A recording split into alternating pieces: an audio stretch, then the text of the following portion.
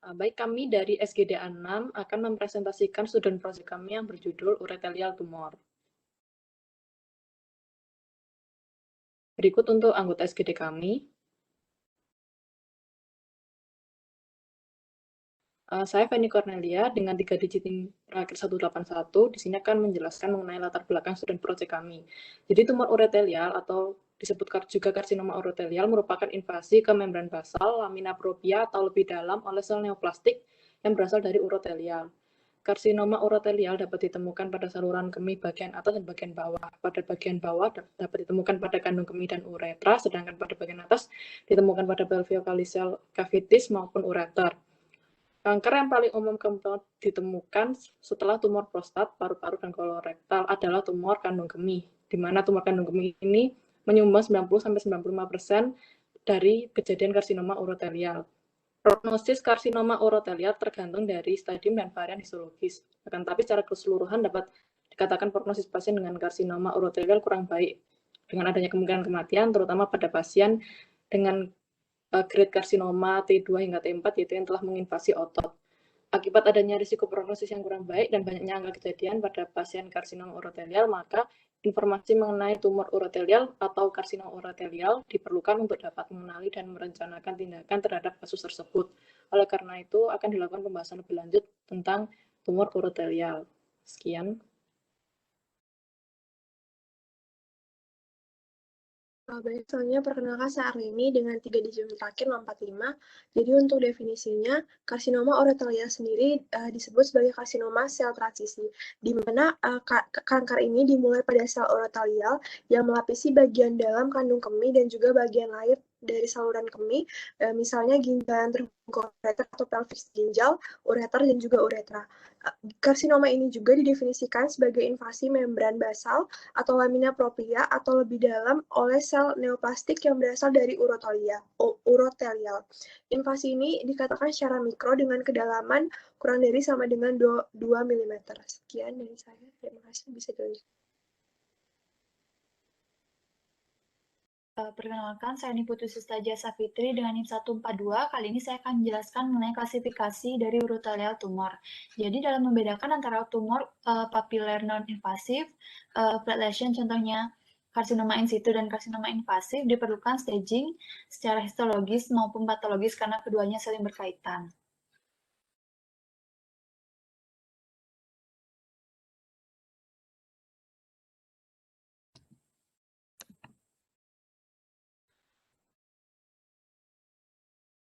Menurut WHO tahun 1973, jadi klasifikasi dari urothelial tumor itu dibagi menjadi 3, yaitu grade 1, 2, dan 3. Grade 1, contoh ciri-cirinya yaitu sel urothelial teratur dan hampir normal, ada papila tipis dengan abnormalitas minimal, tidak ada mitosis, nekrosis, pleomorfisme inti, dan kromatinya terdistribusi secara reguler, dan terdapat peningkatan jumlah lapisan epitel atau well differentiated, lebih dari 7. Grade 2, ciri-cirinya yaitu adanya peningkatan jumlah lapisan sel urothelial lebih dari 10, variasi besar dalam dalam ukuran sel, bentuk, dan ukuran nukleus atau moderately well differentiated, dan atipianya memiliki jumlah yang jarang. Dan yang terakhir adalah grade 3 dengan perbedaan sel karsinoma dan sel sehatnya tidak terlihat atau poorly differentiated, terbentuk fragmen, ditemukan adanya atipia mayor dan kehilangan polaritas dan mitosis. Selanjutnya menurut WHO 2004-2016, klasifikasinya yang pertama adalah urothelial papilloma dengan ciri-ciri lesi papiler tanpa kelainan fitur histologis, bersifat jinak dan tidak muncul berulang, dan jarang terjadi namun dapat muncul bersamaan dengan karsinoma urothelial. Yang kedua adalah papillary urothelial neoplasm of low malignant potensial dengan ciri-ciri lesi papiler tanpa gambaran keganasan, risiko rendah berkembang menjadi keganasan, dan dapat muncul kembali. Yang ketiga ada low grade papillary urothelial carcinoma dengan ciri-ciri lesi papiler dengan diferensiasi sedang dan terlihat gambaran keganasan secara sitologi. Yang keempat ada high grade papillary urothelial carcinoma dengan ciri-ciri tumor atau lesi papiler dengan diferensiasi yang buruk dan kelainan sitologi yang sangat jelas. Dan yang terakhir adalah karsinoma in situ dengan ciri-ciri tumor flat lesion yang hanya terbatas pada membran basal jaringan, diferensiasinya yang buruk, dan dapat berkembang menjadi muscle invasif bladder cancer. Next.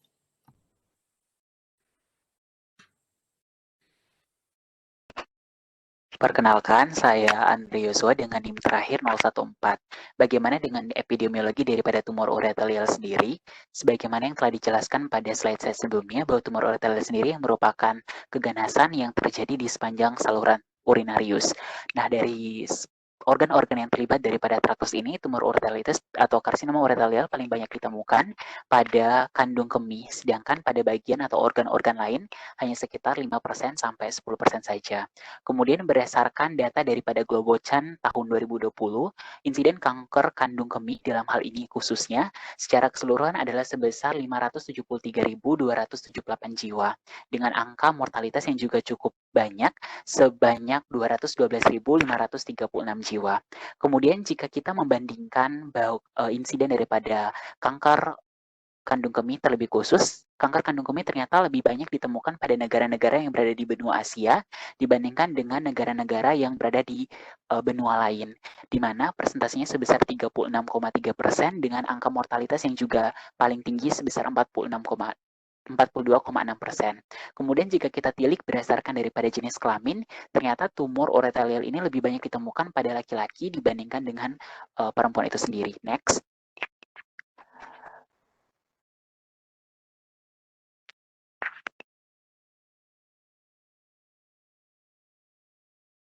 Bagaimana dengan epidemiologi tumor ureterial di Indonesia sendiri? Nah, berdasarkan data yang kami temukan bahwa keganasan kandung kemih termasuk pada urutan ke-13 sebagai keganasan yang paling banyak diderita di Indonesia dengan persentase sebesar 2%, dengan angka mortalitas menempati urutan ke-14 atau 1,7%. Data ini kami temukan pada Globocan tahun 2020.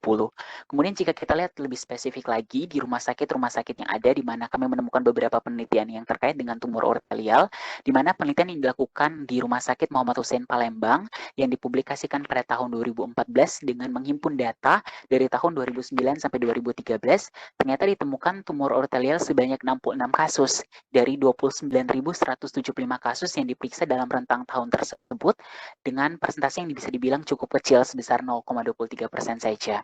Kemudian penelitian lain yang terbaru pada tahun 2019 di Rumah Sakit Cipto Mangunkusumo Jakarta terdapat jumlah kasus sebanyak 237 kasus dari 424 kasus keganasan dengan data yang dihimpun sebesar 2010 sampai 2014. Nah, dari data-data epidemiologi ini juga sesuai dengan data yang disampaikan oleh Globocan bahwa penderita daripada tumor ureterial ini paling banyak ditemukan pada laki-laki dibandingkan dengan perempuan dengan persentase usia lebih banyak pada usia tua sekitar 51 sampai 60 tahun.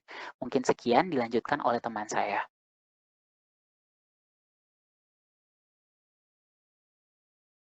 Baik, perkenalkan nama saya Chandra Pramisya dengan 3 digit NIM terakhir 215.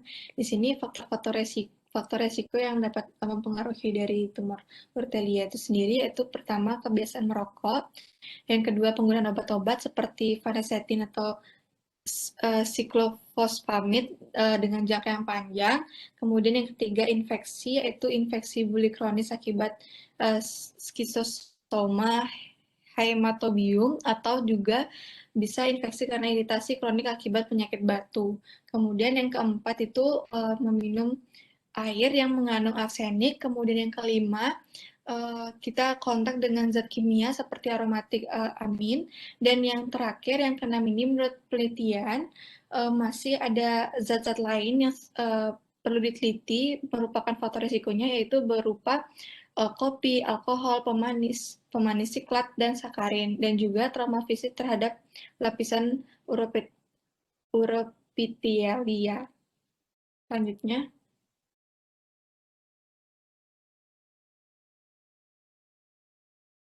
Baik, perkenalkan nama saya Adi Ciniantara dengan 3 digit NIM terakhir 066.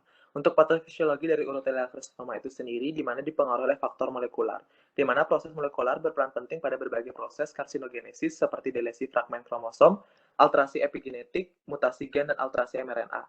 Di mana akibat dari proses molekuler itu sendiri bisa terjadinya perubahan fungsi sel yang berlanjut pada terjadinya perubahan mandiri atau self-sufficient, penghindaran apoptosis, hilangnya sensitivitas terhadap rangsangan anti pertumbuhan atau anti-growth, replikasi mandiri yang tidak terbatas, angiogenesis berkelanjutan, invasi organ, serta metastasis. Next.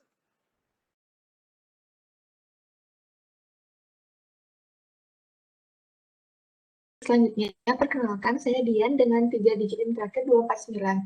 Untuk manifestasi klinis urotelia tumor itu sendiri, ada beberapa yang dialami seperti hematuria atau urin yang terdapat darah.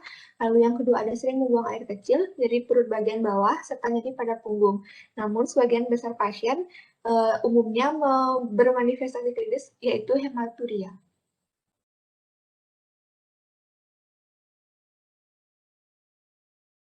Baik, perkenalkan saya Diana Ramtalabi dengan NIM 116. Jadi untuk diagnosis dapat dilakukan dengan CT scan, MRI, sitoskopi, dan citologi, dan uretroskopi. Ya.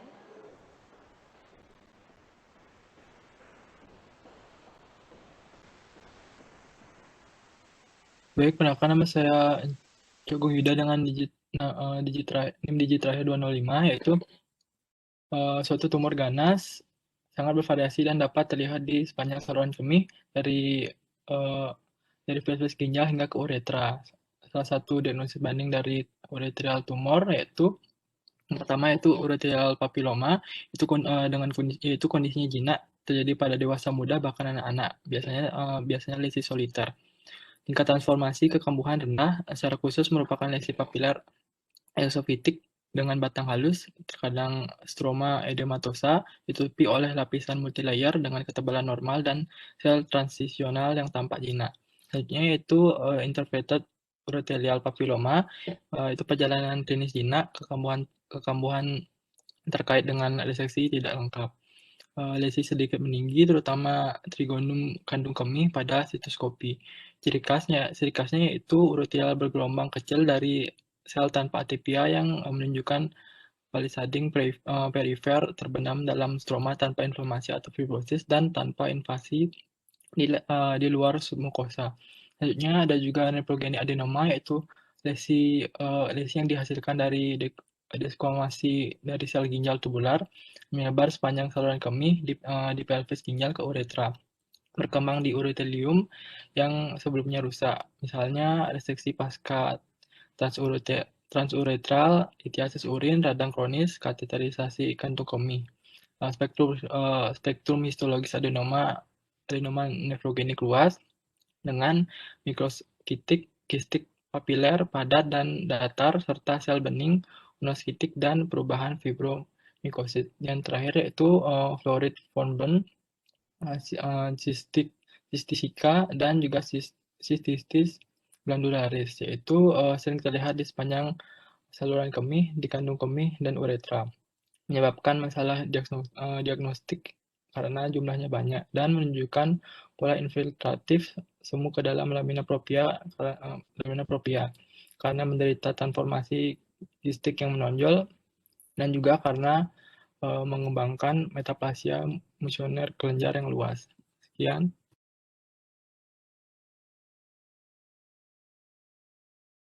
Baik, perkenalkan nama saya Gowanjang dengan NIM 126. Adapun penata laksanaan pelaksanaannya yaitu pertama kemoterapi intravesikal, yang kedua yaitu pembedahan, yang ada reseksi transuretral, kisektomi parsial, dan kisektomi radikal. Selanjutnya ada radioterapi, yang keempat ada kemoterapi, yang kelima imunoterapi, dan yang terakhir itu terapi kombinasi. Sekian dari saya.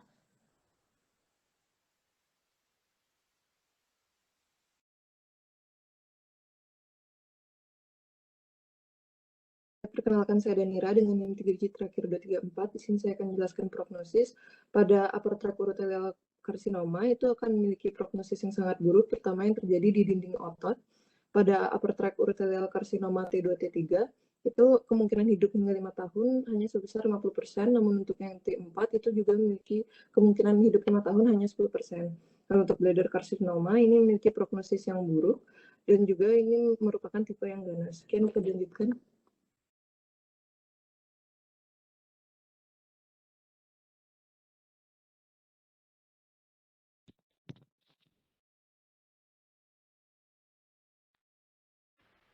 Baik, perkenalkan saya Kadek Bisma Krisnanda dengan 3 digit NIM terakhir 025. Di sini saya akan membacakan mengenai kesimpulannya. Yang pertama, yaitu tumor urothelial atau karsinoma urothelial merupakan invasi ke membran basal lamina propria atau lebih dalam oleh sel neoplastik yang berasal dari urothelial. Karsinoma urotelial dibagi menjadi beberapa klasifikasi menurut WHO 1973 dan juga WHO 2004-2016. Tumor urotelial atau karsinoma urotelial memiliki insidensi sebesar 573.278 jiwa dengan angka mortalitas sebanyak 212.536 jiwa dan menempati urutan ke-13 keganasan yang terjadi di Indonesia.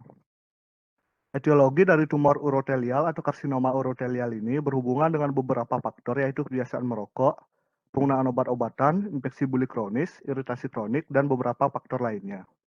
Patofisiologi karsinoma urotelial terutama dipengaruhi oleh faktor molekular yang meliputi kromosom, alterasi epigenetik, mutasi gen, dan alterasi mRNA yang mengakibatkan terjadinya perubahan fungsi sel yang berlanjut pada terjadinya karsinoma urotelial. Manifestasi klinis dari urotelial karsinoma antara lain hematuria, nyeri pada perut bagian bawah, sering buang air kecil, dan nyeri pada punggung. Untuk diagnosis karsinoma urotelial dapat ditegakkan dengan melihat gejala klinis jika ditemukan adanya bukti adanya neoplasia serta pemeriksaan penunjang untuk memastikan diagnosis dari karsinoma urotelial. Diagnosis banding urotelial papilloma diantaranya inverted urotelial papilloma, nephrogenik adenoma, florid von Braun, cystic cystica, atau cystic glandularis. Kemudian untuk penata laksanaannya yang dapat dilakukan adalah dengan kemoterapi, intravesikal, dan juga pembedahan baik reseksi transuretal ataupun krisektomi parsial. Prognosis karsinoma urotelial ini bervariasi berdasarkan pada lokasi, umur, jenis kelamin, etnis, dan sebagainya. Sekian presentasi dari SGDA 6. Terima kasih.